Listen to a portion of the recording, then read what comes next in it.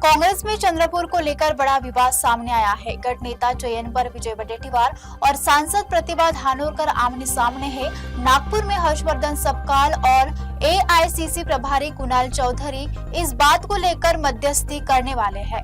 चंद्रपुर मध्ये आपण बघितलं असेल की महापालिकेचं इलेक्शन झालं 15 तारखेला आणि 16ला रिझल्ट आल्यानंतर जवळपास बहुमताच्या जवळ काँग्रेस पोचली।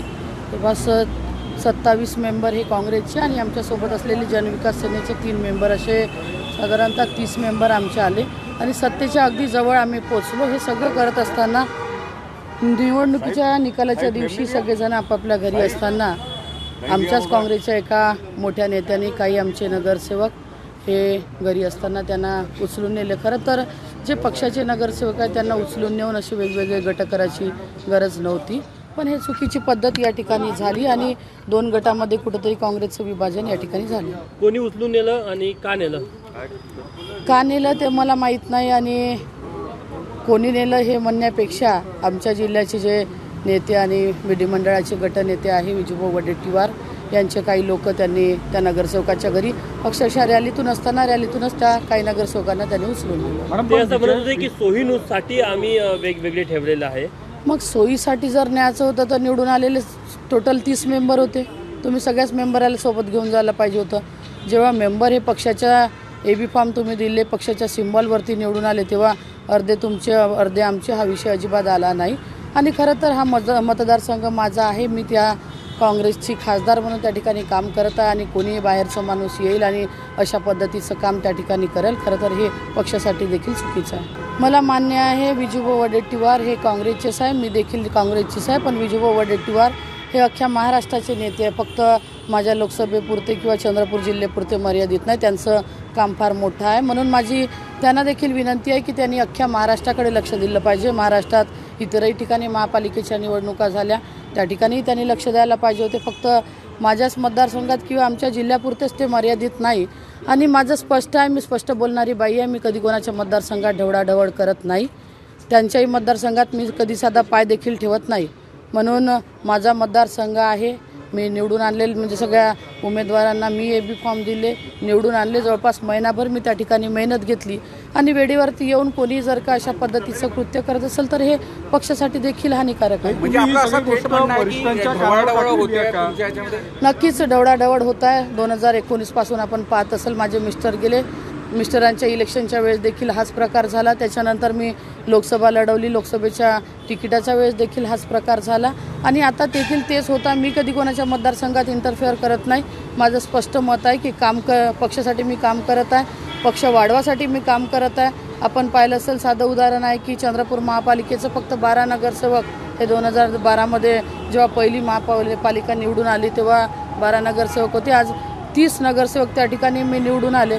मग असं कोणी याचं आणि वेळेवरती येऊन जर का हे माझे ना ते माझे, शेवटी माझं म्हणणं एवढंच, जेव्हा पक्षाचं काम करत आहोत निवडून आलेले सगळे नगरसेवक हे आपले आहे, पक्षाचे आहे। महापौर हा झाला पाहिजे, हा मूळ उद्दिष्ट आपल्यासमोर असताना आपण आपल्याच लोकात असे भांडणं लावून देणं आणि आपले लोक असे उचलून घेऊन जाणं हा चुकीचं असते। माझं म्हणणं स्पष्ट आहे, 12 तारखेला आरक्षणाची सोडत आहे। जोपर्यंत आरक्षण निघत नाही तोपर्यंत महापौर कोण होणार, गटनेता कोण होणार, उपमहापौर कोण होणार हे आपण कोणीही सांगू शकत नाही। त्याच्यामुळे निवडून आलेले सगळे लोक आपलेच आहेत, ते या गटाचे आहे ते त्या गटाचे आहे, गटाचा विषय अजिबात नाही। पंजाचा एबी फॉर्म घेऊन निवडून आलेले जे लोक आहेत ते सगळे पक्षाचे आणि आमचे। सुरुवात त्यांनी केली। सुरुवातीला सगळे नगरसेवक निवडून आल्यानंतर सगळे नगरसेवक माझ्या ऑफिसला आले, त्यांना हार घालून त्यांचे स्वागत करण्यात आले। स्वागत केल्यानंतर सगळ्यांनी स्वतःहून जवळपास 23 लोकांनी सर्टिफिकेट माझ्याकडून आणून दिल्यानंतर लोकांना रॅलीतून उचलून नेण्याचा प्रकार हा त्यांच्याकडून सुरू झाला आणि त्याच्यामुळे राहिलेले जे नगरसेवक आहेत ते कुठेतरी सेफ राहिले पाहिजे म्हणून मी माझ्या देखील नगरसेवकांना मग सोयीनुसार ठेवले।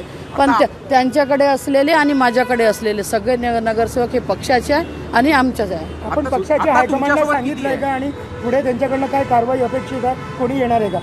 सगळ्यांनाच मी सांगितलं, सगळ्यांशीच मी बोलली की माझा मतदारसंघ इथला जो काही निर्णय असेल तो निर्णय मी घेईल। मी कोणाच्या मतदारसंघात ढवळाढवळ करत नाही, त्यांनी देखील माझ्या मतदारसंघात ढवळाढवळ करू नये। काल गटस्थापन करण्यासाठी देखील आम्ही या ठिकाणी आलो होतो, पण काल गॅजेट निघालं नाही, त्याच्यामुळे गटस्थापन होऊ शकलं नाही।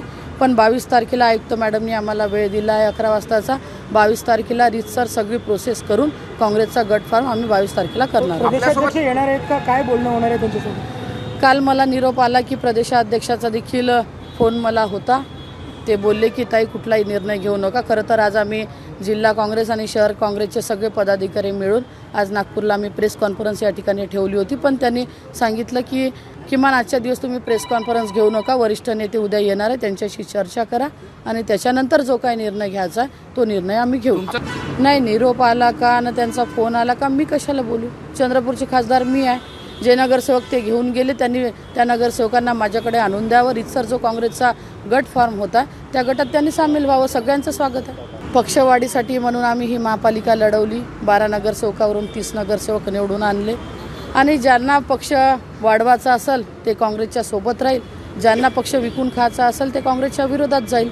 पण माझी स्पष्ट भूमिका आहे, बहुमताच्या जेव्हा जवळ आपण पोचलो, महापौर हा 100% काँग्रेसचा होईल. यात जे काही घटक पक्ष आमच्यासोबत निवडणुका लढवले जरी नसेल पण महायुती महाविकास आघाडी म्हणून लोकसभा असतील, विधानसभा आमच्यासोबत राहिले, त्या सगळ्या घटक पक्षांना सोबत घेऊन आम्ही 100% महापौर काँग्रेसचा बस. महापौराचं बहुमत कोणाला नसल्यामुळे कोणाचा तरी सपोर्ट घेतल्याशिवाय महापौर त्या ठिकाणी बसू शकत नाही. BJP सोबत आम्ही जाऊ शकत नाही, सेनेसोबत आम्ही जाऊ शकत नाही. त्याच्यामुळे उरलं वंचित आणि शिवसेना, नक्की त्यांना सोबत घेऊनच आम्ही महापौर. सुधीर मुनगंटीवार यांनी म्हटलं की आम्ही काँग्रेसच्या काही नगरसेवकाच्या संपर्कात आहे. या सगळ्या भांडणामुळं कुठेतरी भाजपला फायदा होईल का? काय तुम्ही बघता सगळ्याची? कितीही काँग्रेसच्या नगरसेवकासोबत कोणी असलं, हे सुधीर भाऊनं जरी बोलले असले तरी BJPचे नगरसेवक काँग्रेससोबत जाऊ शकत नाही, काँग्रेसचे नगरसेवक BJP सोबत जाऊ शकत नाही. कुठंतरी पक्षाचा व्हीप असतो, गटनेत्यानं दिलेला आदेश हा प्रत्येकाला लागू होतं. एखादा पक्षाच्या सिम्बॉलवरती निवडून आलेला नगरसेवक जर का दुसऱ्या पक्षात गेला तर निलंबनाची कारवाई ही पक्षांतर्गत त्याच्यावरती होते. त्याच्यामुळे भाजपाचे नगरसेवक काँग्रेसला पाठिंबा देईल आणि काँग्रेसचे नगरसेवक भाजपाकडे जाईल हे असं कधीही होणार नाही. नक्की माझी भूमिका स्पष्ट आहे. माझा मतदारसंघ आहे, मी त्या ठिकाणची खासदार असल्यानंतर तिथचा जो काही निर्णय राहील तो निर्णय मी घेईल. त्यांनी आपल्या मतदारसंघाकडे पाहावं. त्यांची विधानसभा ही चंद्रपूर लोकसभेमध्ये येत नाहीत, त्यांची विधानसभा ही गडचिरोली लोकसभेमध्ये असल्यामुळे आणि मी चंद्रपूर जिल्ह्याची खासदार असल्यानंतर खरं तर माझ्या जिल्ह्यामध्ये त्यांची विधानसभा येते. पण मी कधी ढवळाढवळ तर सोडून द्या, मी साधा पायसुद्धा त्यांच्या विधानसभेत कधी ठेवत नाही. आणि अशी ढवळाढवळ जर करायची असेल तर उद्या चालून त्यांच्या आता समोर जिल्हा परिषदेची इलेक्शन आहे. मी पक्षश्रेष्ठीला स्पष्ट सांगणार आहे की मग विजय वडेट्टीवारच्या जेवढ्या काही जिल्हा परिषद असेल त्याच्यातले अर्धे तिकीटा प्रतिभा धानोरकर वाटेल. मग ते पक्षश्रेष्ठीला मान्य असेल तर मी पण या गोष्टीला मान्य आहे.